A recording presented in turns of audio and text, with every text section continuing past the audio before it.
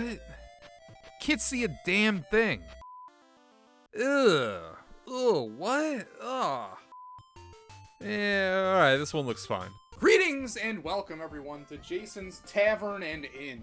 Sit down, rest yourself a spell, and I'll pour you a nice glass of Margaritaville Classic Margarita.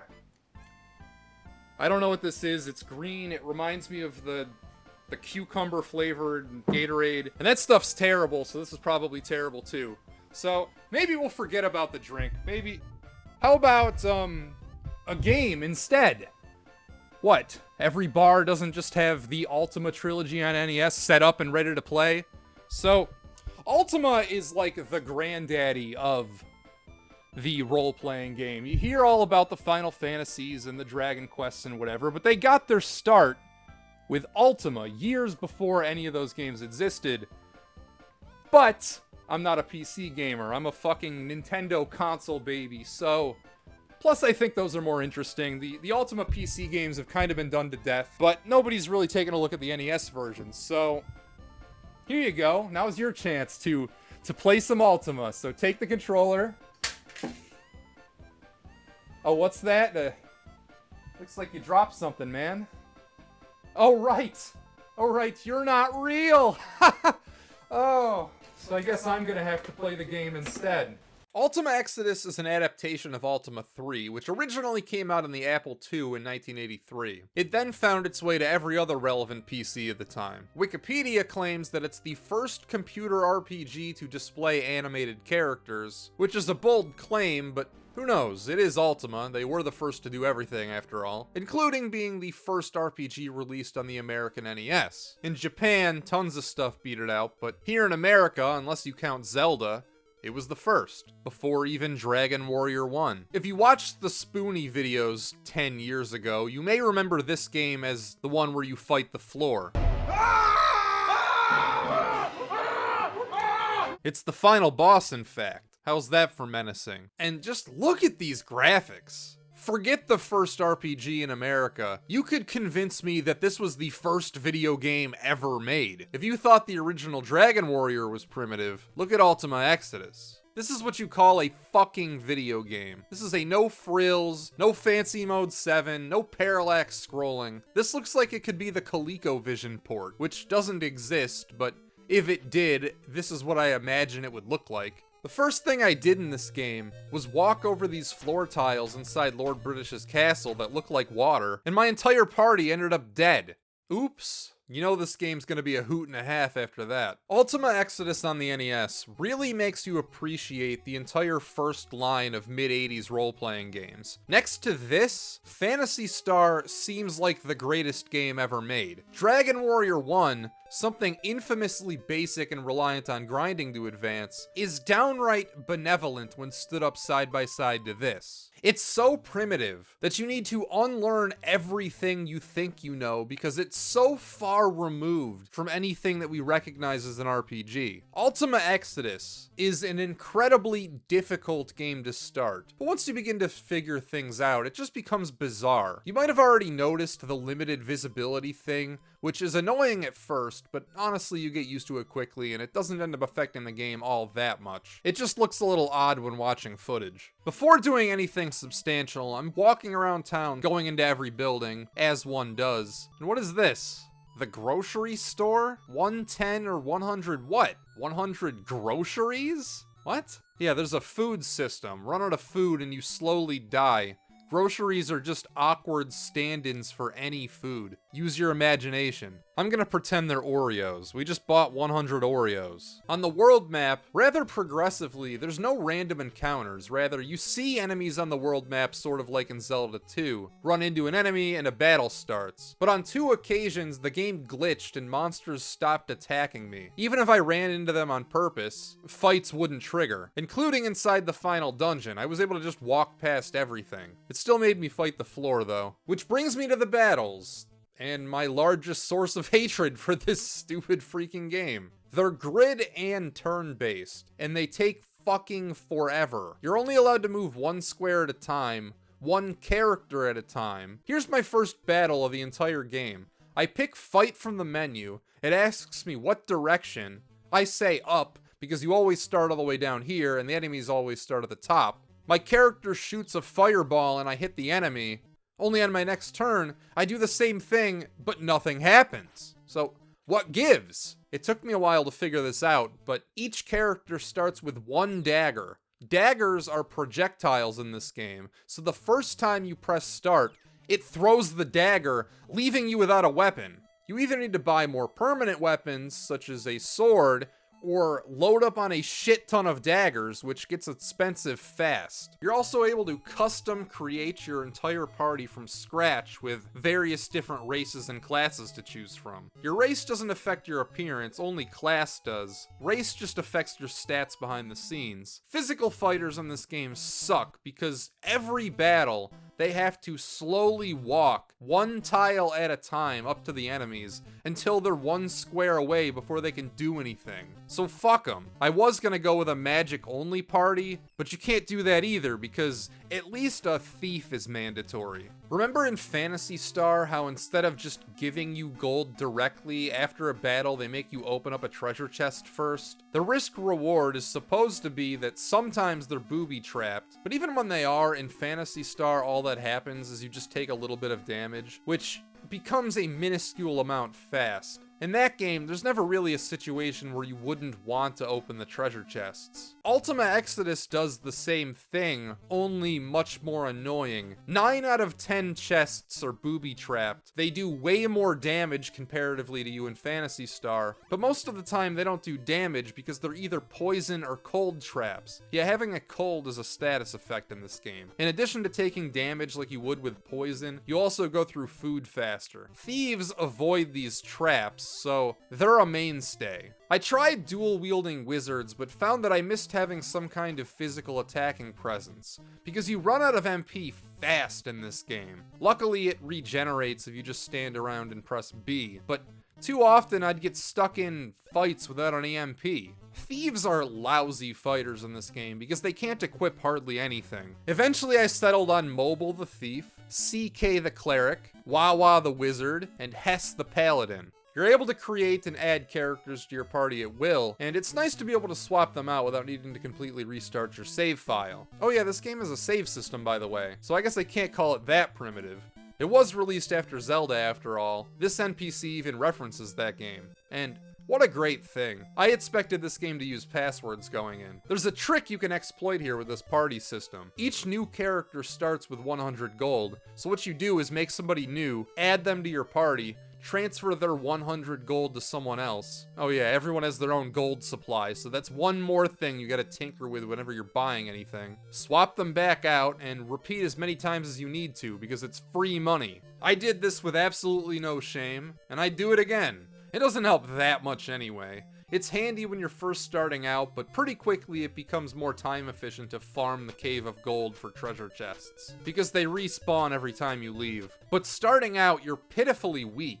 The game is completely non-linear, but you try doing anything at the start and this game will rip you a new asshole. Grinding is a fact of life in Ultima Exodus. Not for experience points, but for money. Experience is basically worthless. You speak to Lord British to level up, but leveling only increases your max HP. All of your other stats stay exactly the same, but here's why it sucks. Enemies in this game scale to your level. The more times you level up, the harder the enemies get. My first save file is fucked because I leveled up too much and couldn't kill anything anymore. I had to start a new save file. You're required to be at least level 5 to acquire a boat, but that's the only gatekeep in the whole game. My advice is to get to level 5 and then never level up ever again. So how do you increase the rest of your stats then? Well, fucking buckle up because it's something that nobody would ever guess in a million years. Once you finally get a boat, so you can't increase your stats anyway until you get to level 5, you're supposed to intentionally sail into a randomly generating whirlpool which shipwrecks you onto a different snowy continent, which has 4 different shrines scattered around the overworld, each representing a different stat. You go to one of these shrines, and for every 100 gold you donate, your stat increases 1 point. Without a guide, I would not have gotten anywhere in this game. So the strategy is to stop at level 5, then only worry about increasing your individual stats after that. It's a long and arduous trip, so get as much gold as you could possibly carry beforehand. With the save file I actually ended up beating the game on, I only made this journey once. Mike's RPG Center, all hail Mike, I love you Mike, also told me that I need to pray at each of these shrines in order to receive these cards, which are required to beat Exodus. So don't forget to do that. Aside from killing Exodus, what's our main objective here? We're kind of just plunked in and allowed to do anything. You're supposed to find these 4 marks. Brand each one of your party members with them. Then and only then are you allowed to enter Exodus's castle. They're hidden in 4 caves, but there's way more than 4 caves in this game, most of which you don't need to enter. Each mark gives you a special ability, such as walking on those white-blue tiles, which killed me when I first started, or walking on lava. Oh yeah, the dungeons are in first person. Another thing Phantasy Star ripped off. Though I shouldn't say ripped off, I should say improved, because everything about Phantasy Star is a quantum leap above this. Ultima Exodus is the kind of game where you're probably not going to see the end of a dungeon your first time through. So thank God for the map spell, which shows the entire floor you're on. I took screenshots, and they're the only reason I was able to get through this game. Take a few maps, exit, go back to town to regroup. You revive dead party members at the doctor's office. Wait a second, what? They turn to ash? What? Turns out reviving in this game is, I don't know, about a 70-30 proposition. 70% of the time it's fine, but the other 30, they turn to ash. And this is predetermined when they die too, so you can't just save before trying and then reset if it doesn't work. And for the longest time, I thought that this meant that the party member was dead forever, so I would either create a new party member or just roll back my save if I didn't save before attempting to revive, like if I saved before I went into the dungeon. But it turns out all you need to do is visit a temple, which there's one in a couple towns in the game, and pay 900 gold? Damn, that's 9 stat increases. Oh well, I guess that's just the cost of doing business. Wait, what? Hold on, what? They died again? What? Is it because I walked on lava? But I have the mark of fire. What happened? Did it wear off or something? Wait a second. They turned to ash, right? So it makes sense that any marks on their skin would have turned to ash too. But oh my god, what a fucking asshole game. I mean, it's an impressive attention to detail, but holy shit! This has to be the largest fuck you in RPG history. Are you telling me that I need to do the dungeons all over again because one of my characters turned to ash? Wow. This game is simply not a good time. Fights take minutes, and you can't avoid them inside dungeons like you can on the world map because they're truly random in there. Even something as simple as gaining your health back is an ordeal. You would think that you could just stay at the inn like in any other game, but no. That just saves. You don't get any health back. Lord British? I remember in the Super Nintendo games, he was always good for a heal. Nope, not him either. The bar?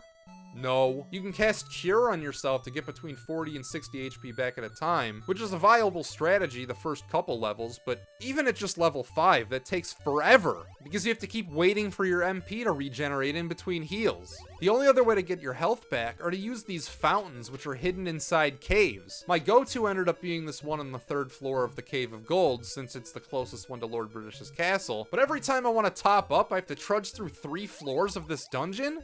That sucks.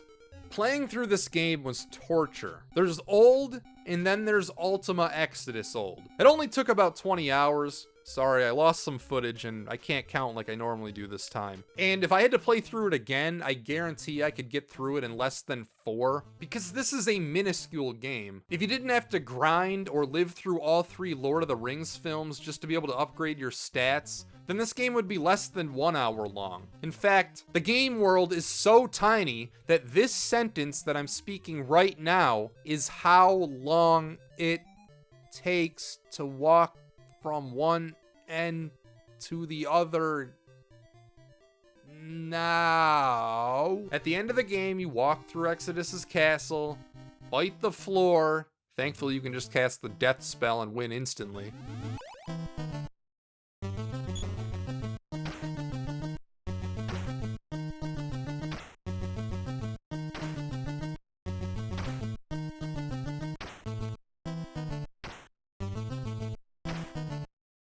Use the cards in the correct order on Exodus, walk out of the castle as it self-destructs, and finally, credits roll. As something to put on my gamer resume, I'm glad I made it through, but I'm also elated that I never need to play this game ever again. Ultima Exodus belongs in a museum.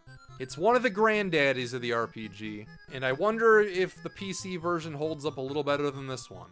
But as it stands, this game belongs in a museum, not inside my Nintendo. So that game wasn't a lot of fun, but who knows, maybe this next one will be a little bit better. Oh my god, I didn't prep that. That just started up first try. I didn't even clean it. Oh my god. It's a fucking Christmas miracle. That I cannot okay. I was gonna do a gag where I had rubbing alcohol in the drinks over there. I was gonna clean the game, but it just worked. Holy shit. Look at how gorgeous this manual is. Exodus sucked. Black and white, dry explanations of basic game mechanics. They call this the Book of Lore. We've got a backstory about how we were taking a nap outdoors on our real-world Earth when suddenly a moon gate appears, which ends up with you talking to Hawkwind, the fortune teller, which is where the game starts. It's up to Zelda or Dragon Warrior standards. We have enemy profiles, maps of every town, detailed descriptions of each spell, a list of all the different party members you're able to recruit, a diagram explaining how moon gates work, and most importantly, explaining the 8 virtues. It's 81 pages of rock-solid, A+ manual design. It's as much a part of the game as the game itself, and it sat on my lap the entire time I was playing. I love playing things like that. You know, Quest of the Avatar is going to be a little unorthodox as soon as it starts, because the first thing you do is take a personality quiz. They're all moral quandaries with no clear answers, such as, entrusted to deliver an uncounted purse of gold, thou dost meet a poor beggar. Dost thou deliver the gold knowing the trust in thee was well placed, or show compassion, giving the beggar a coin, knowing it shan't be missed? Unwitnessed, thou hast slain a mighty dragon in defense of thy life. A poor warrior claims the offered reward. Dost thou justly step forward to claim the bounty, or humbly go about thy life, secure in thy self-esteem? Really good questions. A lot of times in these quizzes, I feel like 90% of people would pick the same things, but these would split the pot pretty well. This determines which class you get and what city you start in. My result was Paladin, and my game began in Triznik. First impressions, it's been modernized. Okay.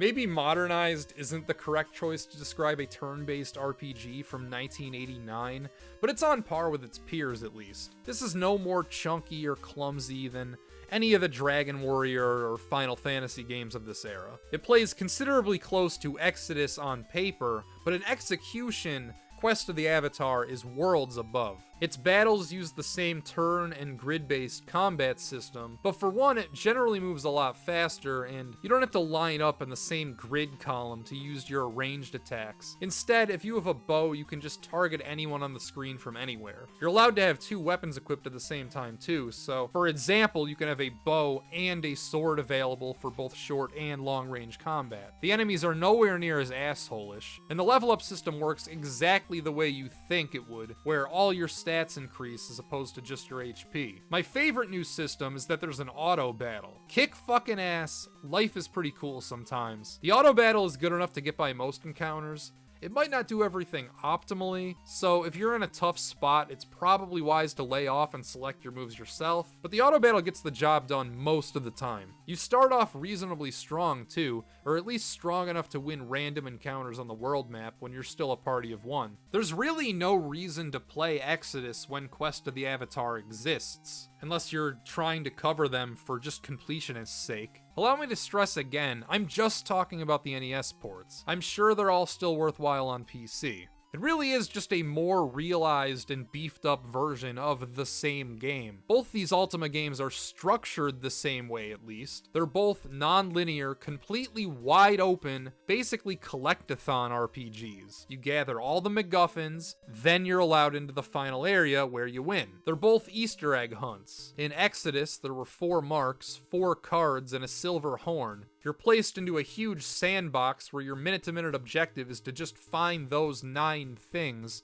and once you do, the game allows you to venture into Exodus's castle where the game ends. Quest of the Avatar works in exactly the same way, only there is way more shit to collect this time. There are 8 runes, 8 stones, the same silver horn, the Book of Truth, the Candle of Love, the Bell of Courage, the 3 keys of Truth, Love, and Courage, and the Skull of Mondane. For a total of 24 eggs you have to collect before the final area opens up. Again, the game is wide open, so you're allowed to find any of these items in any order you want. A huge difference between these two games comes narratively. Most titles, in fact every game or even story, has to have some kind of a villain, or at least a central conflict of some kind, right? That's kind of what makes a story tick. Ultima 4 is boldly a game with no antagonist. There's no evil force you're crusading against. There's no dragon with a princess locked in a jail cell. There are no shadow lords. There's no gargoyle war. There's no evil red face that mocks you. There's nothing.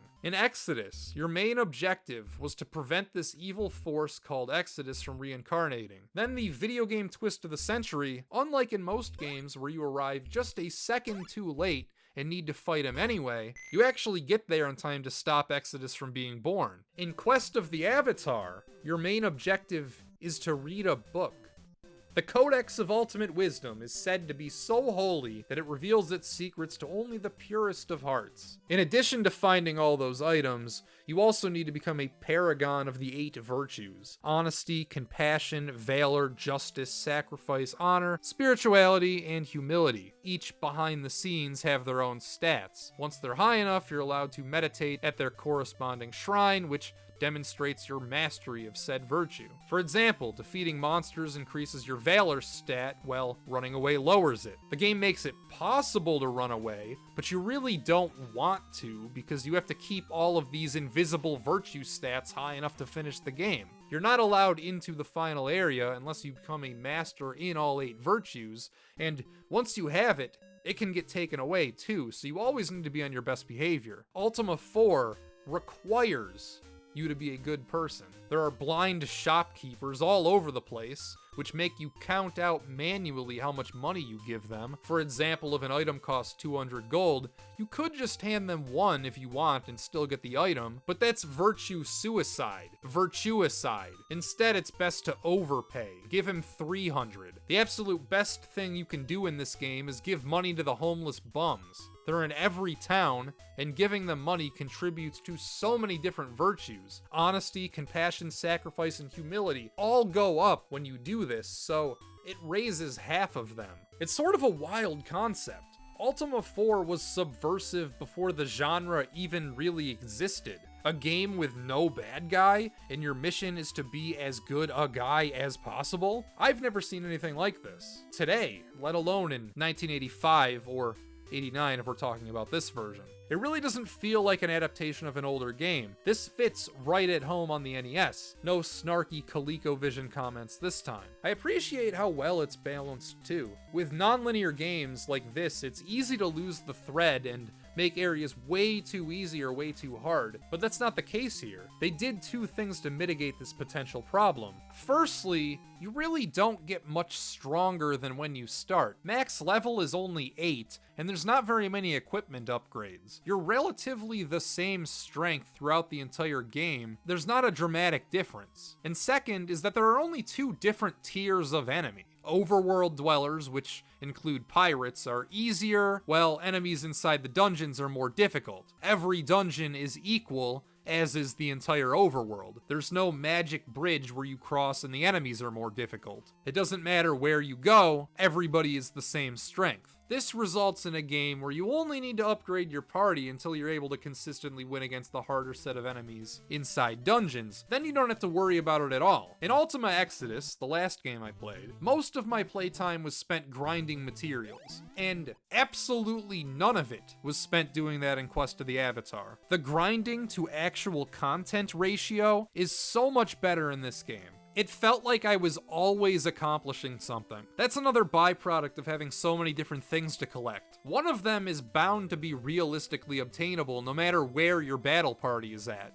The dungeons are in first person again. That's where all the stones are found. In addition to the manual, this game came with a fold-out poster with maps for all of the first person segments, but instead of it feeling cheap or spoilery, it feels like they designed them with this in mind, because they're all incredibly hidden wall heavy. And these are the kinds of hidden walls with no hints or clues in-game. They expect you to have these maps, because hidden walls are not marked there either. You're supposed to use your gamer instincts to sort out where the hidden walls might be. The stones aren't always at the end either. In one case, it was on the second floor of an 8th-floor dungeon, with the rest of it being a red herring. This type of navigation feels closer to a 3D Zelda game or something than it does most dungeon crawlers I've played. The process is you look at the map to try to find areas you haven't been yet. The overhead segments are like this too. Exactly like this, in fact, because there are tons of hidden walls all over the place here too. Remember how the manual has maps of every town? This is why. You're supposed to notice the gaps in the game's architecture to try to find ways to get in there. In fact, in order to even get into one of the dungeons, it requires you to find not one, but 2 fake walls inside Lord British's castle. And one of those 24 MacGuffins you need is hidden behind a 3rd one. The 8 runes you have to collect are all invisible. In order to find them, you have to open up the menu and hit search. Here's the one in Lord British's castle behind the wall, in between these treasure chests. It might sound esoteric, but it's another situation where, with the manual providing maps combined with NPC dialogue, it's fun figuring out where these things are. Most cities are connected to one of the 8 virtues, which is what the runes are named after, so you go to the corresponding town to talk to the people who clue you in on where to find these runes. Or you could just guess and search every tile in the game. Like here, let's see if there's one in the toilet. Huh, holy shit. Literally. Is this the only NES game with a toilet? Comment down below every NES toilet. Here's a little quirk. Whenever you find one of the stones inside these dungeons, there's someone gatekeeping the thing, and you have to answer their question correctly to get the stone. They're all pretty easy. Take this guy for example. Dost thou flee from the maleficent face of danger? Of course I don't. So I hit no. I cannot yield the stone unto thee, depart? What? Wait a second. Well, hold on. He was asking me if I run away in the face of danger, and I said no. And that was wrong. I think they messed up the yes or no prompt there, and I have to redo the whole dungeon as a result. Yay. There's only about a dozen different enemy types, so even though the battles are streamlined, they get boring fast. And I'd argue the random encounter rate is a little too high. It's nothing horrific, but encounters can still happen if you're not moving, which got me quite a few times. Like I'd be looking at the manual or trying to eat something while playing, and accidentally get into fights because I forgot to pause the game. You're also de-incentivized from using magic because unlike in Exodus and in most other games where spells just cost MP, you have to manage these various resources too. For example, the airship in this game is a hot air balloon, which is controlled by casting the wind spell, kind of like in Wind Waker. But in addition to MP, it requires garlic and blood moss, which you have to buy at the store. So essentially it costs money to cast spells, and you can't farm money in this game as easily as you could in Exodus either. Let me tell you, it's not fun being stuck in the hot air balloon with no resources. Enemies usually don't drop a ton of money, and you constantly have to donate so your virtues improve. You also need to overpay for everything because that helps your virtues too. So I became a Spyro Moneybags type tightwad playing this. If I didn't need to waste valuable resources casting a spell, then I didn't do it. Eventually, after becoming a master of every virtue and collecting all 24 MacGuffins, you, and you alone, are granted entry into the Stygian Abyss. You're not allowed any other party members, it's a solo mission. Luckily, the enemies in here are no more difficult than they are anywhere else in the game. Also, what a wonderful thing that I'm a paladin, because I can't think of a better class to do this with. A perfect mix of white mage and fighter. Just had to make sure that I had enough herbs to heal all the time. The final encounter is a mirror match against your entire potential party. All they do is surround and beat the shit out of you. Damn. But after that, you acquire the Codex of Ultimate Wisdom, and Lord British congratulates you on becoming the Avatar. Yeah, that's not the name of the character. That's the title he assumes after this game. Technically, you weren't the Avatar well in Exodus, or in most of this game either. It's only when you get the book with all the answers. See you at church. Ultima Quest of the Avatar on NES is a classic. It didn't make my top 100 because this is the first time that I've played it. Game would easily make the top 20 for sure now. The Ultima fan community considers the NES version of Ultima 4 to be a full-on remake of the PC original. They cut some content, but it's streamlined, looks way better, and overall just brings the game much closer to what people expected out of their NES RPGs. Which brings us to Ultima 5. This is what it looks like on the PC original. As you can see, there's lots of room for improvement, and at least graphically speaking, Ultimas 3 and 4 on the NES are better than their PC counterparts, I would say. And this came out in 1993, Ultima 5 on NES that is, which was after Ultima 6 on Super Nintendo. And just to think of all those late-era, great-looking NES games, like Mega Man's 5 and 6, or Batman Revenge of the Joker. There are so many fantastic graphical NES games late in its life. And the same developer handled all 3 ports of the NES Ultima games, so we've seen the progress from 3 to 4.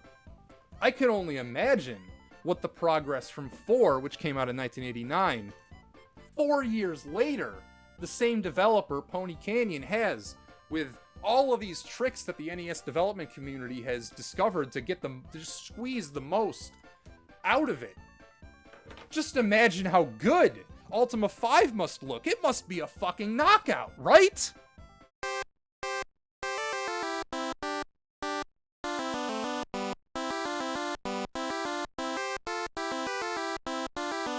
What the fuck happened here? It looks deep fried, you know, like the memes. In 4 years, how did we go from this to this? And no, that's not your screen buffering or some weird gameplay capture on my part. Ultima Warriors of Destiny really is this choppy. Half the time the game eats your inputs too. Look at this. You might have to hit right 3 times before your character actually moves. Whenever you want to target anything, it's a fucking process. If you want to talk to somebody or pick up an item, to bring this cursor up, move it over the square you want, then hit a button, which is already a little clunky, but combine that with these bafflingly unresponsive controls.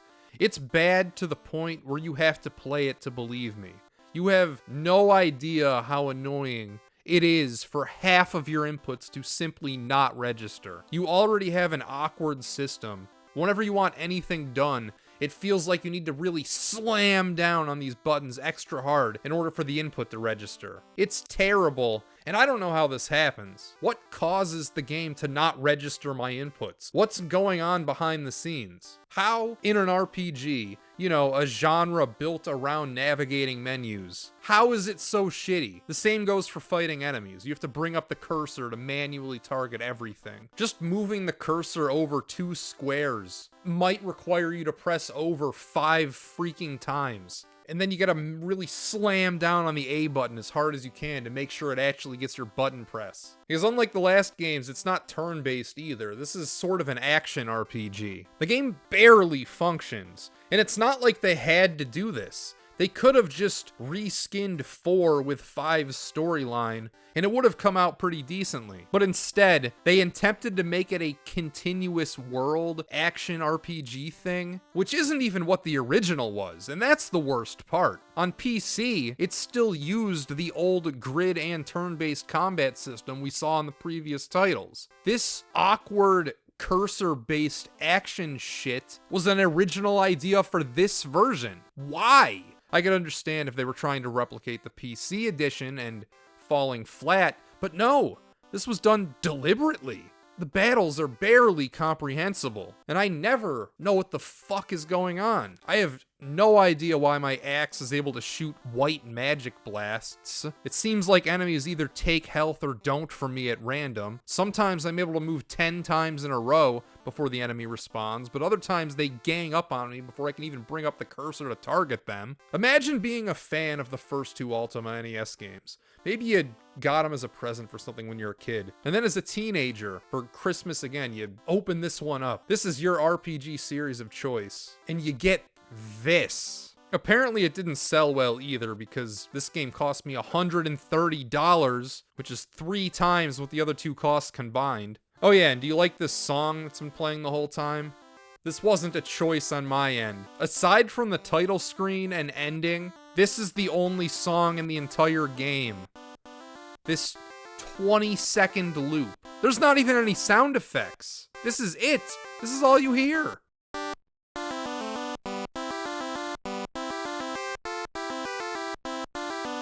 When you're battling, when you're in a dungeon, any situation, it's just this song.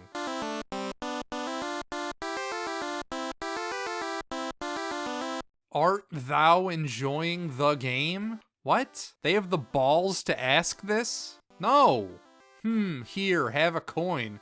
What is he, bribing me? Alright, what happens if I say yes? Then write Lord British. Wilt thou write Lord British at origin? Okay. He will be so glad. Am I enjoying the game? Ha! Like, what happened here? Did they make this in a month? I would love to know the story, because something must have went horribly wrong behind the scenes. How does a game ship with one music track and no sound effects? It got the same manual treatment as the last game, complete with a fold-out map. This is when the Ultima series started to standardize their overworld layout. 4, 5, 6, and 7 all use the same basic Britannia. If you know where Minnock is in one of the games, then that knowledge transfers to the rest of them. Even Runes of Virtue abided by this general world layout. I love these high-effort old video game manuals, and there's nothing cooler than playing along with one when the game is actually, good. But when it's indefensibly awful like this, getting a manual like this is just sad. It's like a wasted effort. Well, what's the story this time? Lord British has gone missing, and in his place, there's this guy named Lord Blackthorn, who has assumed the throne, and since then, everything has turned to shit. Your job is to rescue Lord British and return him to the throne. The story is barely here. Most of the game's dialogue is functionally focused as opposed to narratively.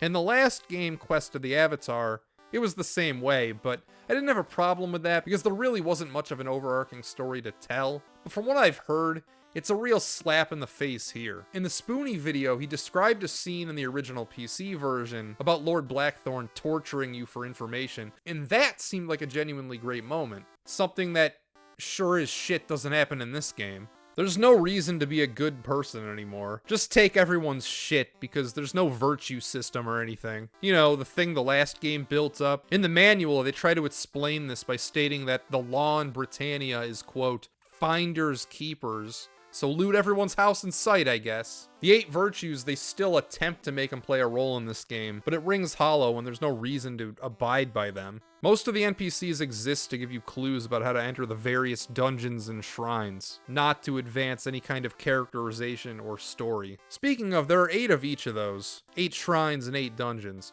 which you would assume you would have to do to finish the game, only no, you don't.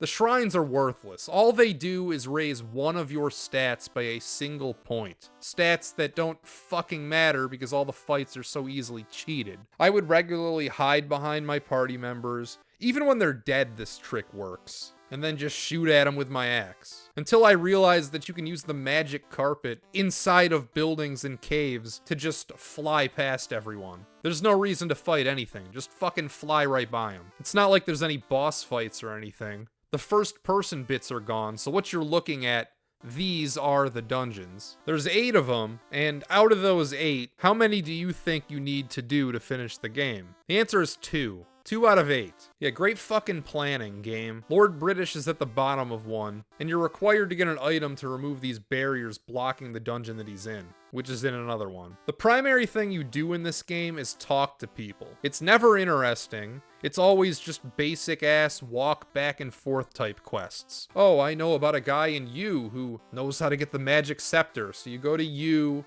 who tells you to talk to somebody else. You go and talk to somebody else. And then it just fucking loops until you get a word to like enter a dungeon, or they just straight out tell you where it is. And the worst part is you can't sequence break these. You have to talk to the NPCs in the correct order in order to get the correct dialogue choices to say to them. It's just a bunch of crap like that. It's boring as hell, and it's not like 6 where you actually get a lot of characterization out of these NPCs. They just exist to tell you where to go. One good thing about this game is that you can save at any time, and dying doesn't appear to have any kind of a penalty. But this has to be one of the worst games I've ever reviewed. If doing this channel has taught me anything, it's that no matter how shitty, every game has its fans. But I would actually be shocked to see anyone try to defend this one. Just look at it. You can see 3 seconds of this game and you just know that there's nothing here. It's appallingly bad, to the point where I almost wonder how it got an official seal of quality.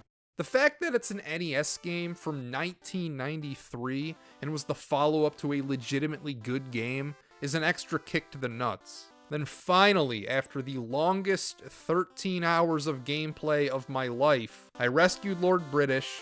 He was trapped in a mirror. And thank goodness, a different song finally plays.